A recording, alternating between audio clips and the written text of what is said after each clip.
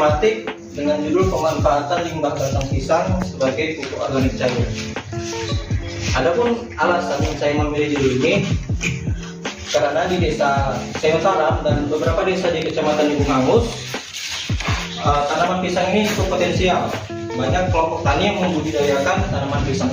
Semua tahu tanaman pisang ini setelah panen akan langsung ditebang, gitu Pak. Jadi kan dari batang pisang itu banyak sebenarnya yang bisa kita manfaatkan lagi untuk nilai tambah bagi petani.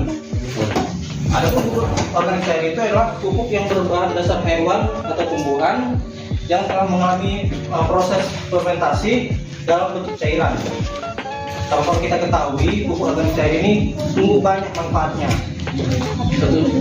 Yang pertama, memberikan unsur hara bagi tanaman itu sendiri, membangkitkan lagi mikroorganisme yang ada di dalam tanah, memperbaiki sifat fisik kimia yang ada di dalam tanah, dan tentu juga harganya murah, pembuatannya gampang dan aman untuk kesehatan petani sebagai pelaku usaha di dalam usahanya. Batang pisang itu sendiri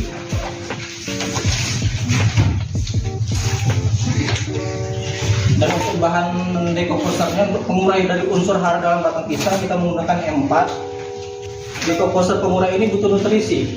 Jadi nutrisi ini kita ambil dari gula putih, bisa juga kita ambil dari molase.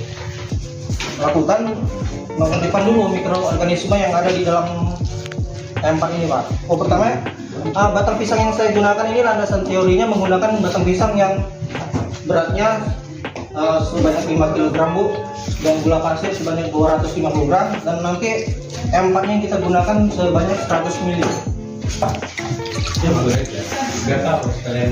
Air yang kita gunakan ini sebanyak 5 liter Pak, 10 liter Pak. Jadi kita akan mencincang batang pisang itu sendiri. Jadi ini semakin kecil semakin bagus ya? Iya Pak, biar makin mudah terurainya Pak, unsur-haranya Pak. Tapi lebih mudah nanti kita nggak perlu nyari-nyari lagi. Iya. Sun, ikat. Ini M4 yang udah diaktifkan organismenya, bisa langsung kita masukkan.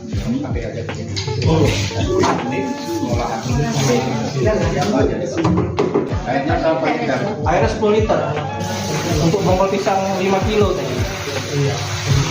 Bisa kita aduk-aduk juga.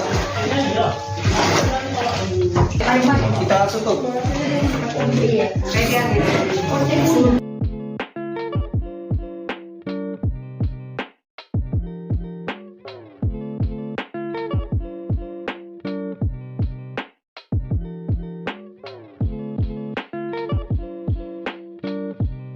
Ini yang mau kita ambil unsur NPK-nya itu butuh 7 sampai 14 hari.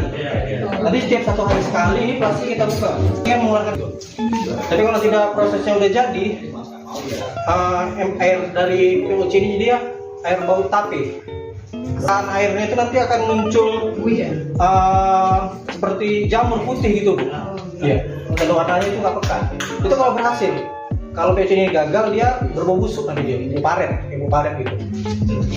7 sampai 14 hari. Jadi kan karena setiap hari kita buka, kan nanti kita tahu tuh, nanti kalau udah ada perubahan warna sama kriteria fisik dari permukaan air itu kita bisa lihat. Jadi kita tahu. Ya, POC-nya ini sudah jadi Bu. Saya kemarin saya buat di desa itu hari ke-8 udah jadi dia. Jadi kalau nanti udah jadi, batang pisang ini kita ambil, buang, atau bisa juga jadi bahan untuk campuran kompos. Kalau kita biarin, jadi batang pisang ini terjadi proses pembusukan. Jadi POC ini jadi gagal nih walaupun sudah jadi. Terima kasih atas kesempatannya. Untuk selanjutnya ini kita sesi tanya jawab. Bagi rekan-rekan yang ingin bertanya, kami beri waktu. Pada intinya pupuk organik ini nggak ada efeknya loh, artinya tidak ada efek negatifnya. Karena dari dia ke dia lagi gitu. Jadi makanya kalaupun dipakai berlebihan nggak memberikan efek yang jelek gitu dia, boros aja. Tapi mungkin kalau pupuk organik ini kebanyakan ini ya ke pertumbuhan vegetatif ya. Iya, DNA tuh. Ya kan lain ya, vegetatifnya. Kan, sampai kapan ini bertahannya kalau sudah jadi gitu kan? Iya, Mungkin kan? ekstraknya itu. Iya, jadi POC ini sebenarnya yang buatan sendiri ini 1 tahun itu lebih pun bisa, masih bisa digunakan lagi. Ini kandungan N yang paling besar di sini ya. Ya sebenarnya, iya Pak, NPK-nya itu kan makronya itu kan NPK-nya itu udah terbesar Pak, tapi Ini kira-kira kita bisa penggunaannya sebelum langsung ke lahan yang sebelum ditanam. biasanya nih Pak, dari beberapa jurnal literatur yang saya baca, itu bisa setelah tanam bisa langsung dikasih Pak, seminggu sekali. Ya. Cuma kalau bisa saran, ini bahan pembuatannya kan ada ya, Pak. Cuman kan takarannya nggak ada. Iya. Nah, jadi kalau kita baca, misalkan kita nih bingung ini batang pisangnya berapa, empatnya berapa, gula pasirnya berapa. Iya, komposisinya ya Pak. Jadi mungkin gula pasir, kalau nggak ada gula pasir mungkin bisa gula merah ya, Iya, bisa. atau molase kan. Jadi itu tetap memperbaiki struktur tanah ya. Prosesnya paling nanti ya. Cuma kalau sekali aja ya nggak ada pengaruhnya. Karena kan kita aplikasikan pun mungkin musim tanam depannya baru bereaksi ya karena langsung. Kalau begitu kita kasih nggak langsung reaksi ya. Atas sarannya, mulai menjadi masukan bagi saya dan rekan-rekan yang lain.